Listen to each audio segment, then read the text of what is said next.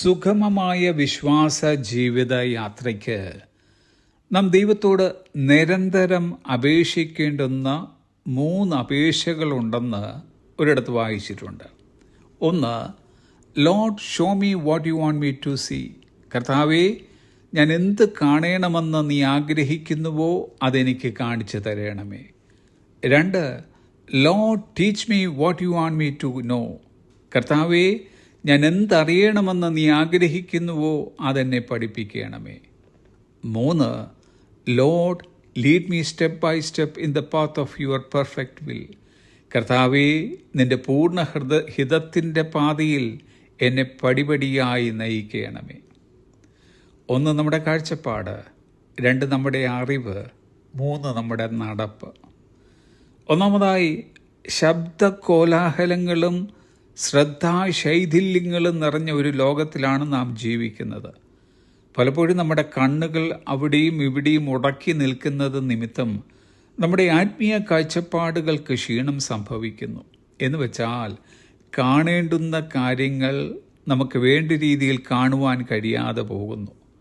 നാം എന്താണ് കാണണമെന്ന് ദൈവം ആഗ്രഹിക്കുന്നത് അത് നമ്മെ കാണിക്കണമേ എന്ന് നാം പ്രാർത്ഥിക്കുന്ന പക്ഷം ശാരീരികമായി മാത്രമല്ല ആത്മീയമായും അന്തർക്ക് കാഴ്ച നൽകുന്നതിൽ കർത്താവ് സന്തോഷിക്കുന്നു.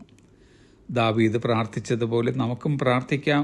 119 സങ്കീർത്തനം 18 വാക്യം, നിന്റെ ന്യായപ്രമാണത്തിലെ അത്ഭുതങ്ങളെ കാണേണ്ടതിന് എൻ്റെ കണ്ണുകളെ തുറക്കണമേ. രണ്ടാമതായി, നാം അറിയേണ്ടുന്നത് നമ്മെ പഠിപ്പിക്കുവാൻ കർത്താവിനെ നമ്മുടെ ഗുരുവാക്കുക. കർത്താവ് ഒരു നിശബ്ദ കാംക്ഷിയല്ല, അവൻ പഠിപ്പിക്കുന്ന ഒരു അധ്യാപകൻ കൂടിയാണ്.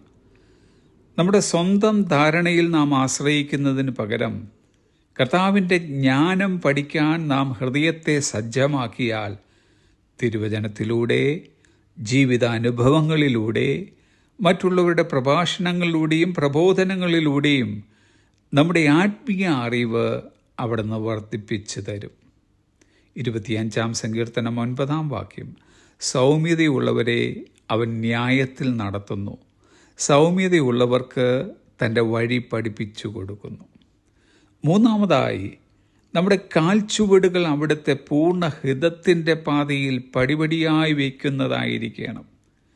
പലപ്പോഴും നാം ആഗ്രഹിക്കുന്നത് നമ്മുടെ മുമ്പിലുള്ള പാതയുടെ പൂർണ്ണ രൂപം വ്യക്തമായി കാണിച്ചു തരുവാനായിട്ടാണ്. എന്നാൽ ദൈവം ചെയ്യുന്നത് ഓരോ ദിവസവും നാം കർത്താവിൽ ആശ്രയിക്കേണ്ടിയതിനായും അവിടുത്തെ മുഖം അന്വേഷിക്കേണ്ടിയതിനായും ഓരോ പടികൾ മാത്രമായി കാണിച്ചു തരുന്നു.